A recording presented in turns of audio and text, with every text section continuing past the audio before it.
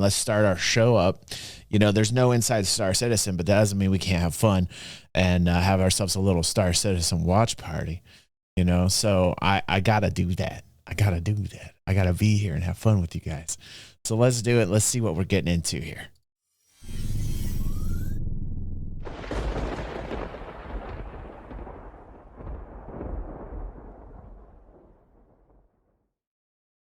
Merry, happy Luminalia to you. This is a brand new tradition mixed with like a Christmas human Terran vibe. It's like a symbiosis of magic and love. You know what I'm saying?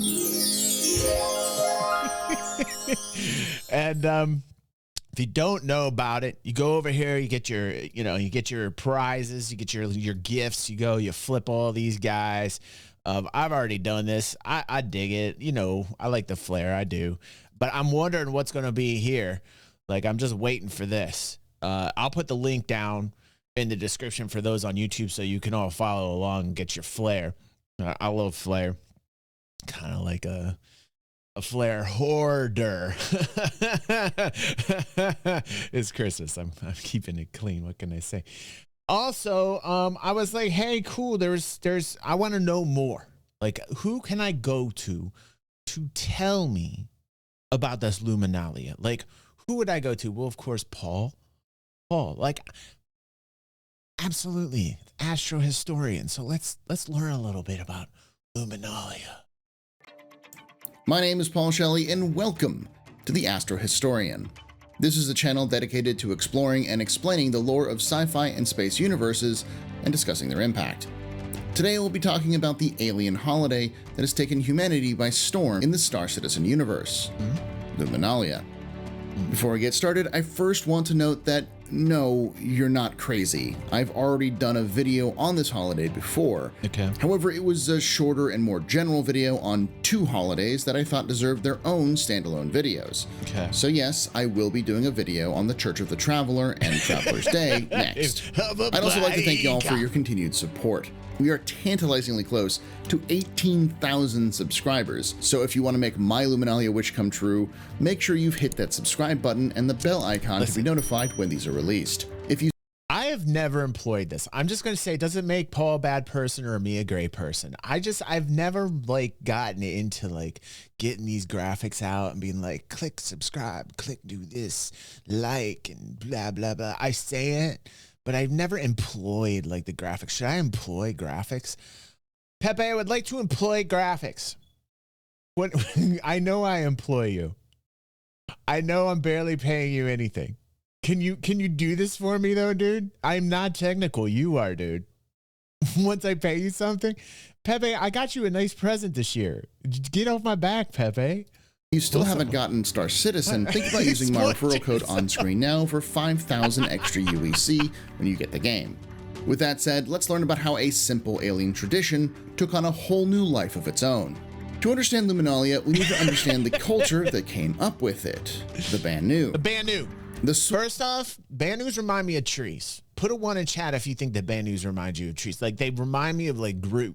Like, Banus remind me of Groot, but they're also very sexual. If you really read about them, quite a sexual species. Suli is the base unit of organization in Banu society. It encompasses everything they do from birth to adulthood and acts like both a family as well as a guild, company, or nation state. They can be as small as 2 individuals and as large as required, as there's no maximum cap. Yes. The Sulis work together, but only as a means to ensure their work is completed. So a fishing Suli might work with a boat-making Suli in order to ensure their boats work well for fishing. But the boat makers would pay the fishers for their insight, and the fishers would then pay for the completed boats. The Banu value work and craftsmanship. Their society holds skill in high regard as well. Also, it's obvious because when you look at any Banu ship, that filigree, that gold filigree on the Defender, oh my God. Uniqueness. This is why the in-universe game of Sadaball has special seats for the Banu. They will cheer no matter who is winning because they watch it for the love of the sport. Seeing professionals leave it all on the field is the point. So it is ingrained in their culture that skill and talent require compensation of some kind. So you'd be a fool to give anything away for free when you can get something from it. This is where Luminalia is the exception to the rule, Good while day to also you. highlighting this very same cultural aspect, and also explains why the practice is now so popular amongst humans. While we don't know how long the Banu have been practicing the holiday, due to them not keeping historical records, we know that they practiced it infrequently, likely to mark great events in their life of the species, or Suli. The holiday is called Teskiki Ifanga, or literally Glow Festival, and is signified by them lighting ceremonial lamps that last 34,000 beats, or the Which is 2 days. equivalent of 2 human days. I am so nerdy, you guys don't even understand. I am so nerdy. There is so much nerd to me. I am so happy about that I knew that. In that time, all are considered one Suli, no matter where you are in the universe, meaning that during the Glow Festival, everyone is part of one giant extended family. Glow Festival, To show this, man. the Banu Sulis invite friends, It's a business giant rave. associates, It's a and many 2-day passing rave. strangers We over call it to Luminalia. give them gifts so they always have something to sell. In exchange, the guests are expected to bring food, drinks, or party favors for the hosts. If they don't have any, the Banu host will then offer them for sale to give it right back to the Banu. The practice was first encountered by humans shortly after first contact with the Banu in 2438. On the developing colony of Janta on the world of SYULEN in the Davian system, a Banu ship repair Suli lit their lamps and invited Banu and humans to join them in celebration of the first contact. Which was a better meeting than our first with the Vandul. I'm just... that was bad. Our first meeting with the Vandul did not go so well. The Shi'an was not so great either. The Banu even get along with the Vandul, if you can believe that. The Banu and the Vandul, for some reason, get along. But, you know, Vandul did not like us, and we did not like the Vandul. The people of Janta took to this holiday right away and began practicing it themselves, especially with increased traffic of Banu in the system to trade. They immediately saw an increase in trade profits from humans and Banu visiting the system during these glow festivals, and this caused the practice to spread all over the nascent human empire, as trade ships adopted the practice to boost sales wherever they went. This became a common festival for private events and families up to and after the formation of the UEE, until Imperator Ivar Messer officially recognized it as a government holiday and renamed it Luminalia, likely as he and his family practiced the event and also to try and improve morale in the empire. However, due to the infrequent nature of the Glow Festival, to make it a holiday required an official date, which was given to correspond with other Earth traditional winter holidays, officially from December 22nd to December 24th. The Banu then adopted that date as a sign of solidarity with their longtime trade partners, as a symbol. And really, when it comes down to it, the Banu and the humans, man, look at that. The symbiosis of Christmas, Luminalia, this beautiful symbiosis. You understand? We don't do that with the Vandul. I mean, like, they wouldn't even think of such a thing. There's no money to be made for the Vandul. They just go around and they're like scavengers. They kill everything and they take everything. But for some reason with the Banu, not so much. I don't know what that's about. By the way, I would like Paul to do an expose on how the Vandul and the Banu kind of get along for some reason and what's going on there. I want an investigative report on that. Of friendship, lighting their lamps at the same time as their human compatriots. It also just so happened to help them get more regular and steady profit during that time period as a tiny little bonus. Over time, human merchants began to modify the gift-giving tradition by hiding empty boxes around outposts, villages, towns, cities, and stations. These boxes could then be returned to these shops for small toys.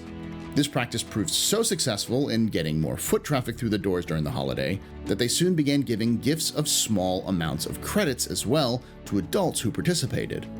This practice spread throughout the empire and has become as much part of the tradition of Luminalia as the lamps and parties. Today, humans and Banu commemorate Luminalia with gift exchanges, present hunts, glowing lights, gathering of family, friends, business associates, and acquaintances, food and drink. Thank you, Carl Kaput. We do have something tonight during our Luminalia festivities. I believe that Carl Kaput has linked as an algorithm. Thank you very much for that. Appreciate that subscription. 2 months. Limited time discounts, and decorations in green, red, and blue. Special versions of everything from clothing and armor to weapon and ship skins are sold and worn during the holiday season as well. Even in-game, the practice of gift hunts is represented, with small boxes being hidden around landing zones as well as lootable in crates all over Stanton, which can be exchanged for credits at any admin center. These can add up quickly as well, as they're fairly easy to find. The in-game aspects of lore don't stop there, as during the season you can also help deliver Luminalia gifts. A mission issued by Igor Brestford allows you to do box delivery missions, but it swaps the boxes out for presents. Igor's ship. I will say this, if there are Picos inside of any of these, burn them now. I do not want to hear about Pico deliveries, okay? No Picos in my boxes.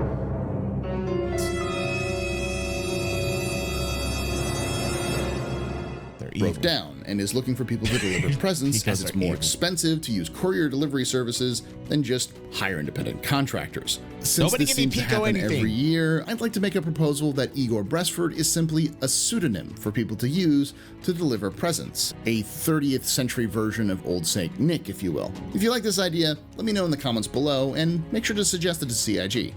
Luminalia is a time-honored tradition in the universe of Star Citizen, both in lore and in-game.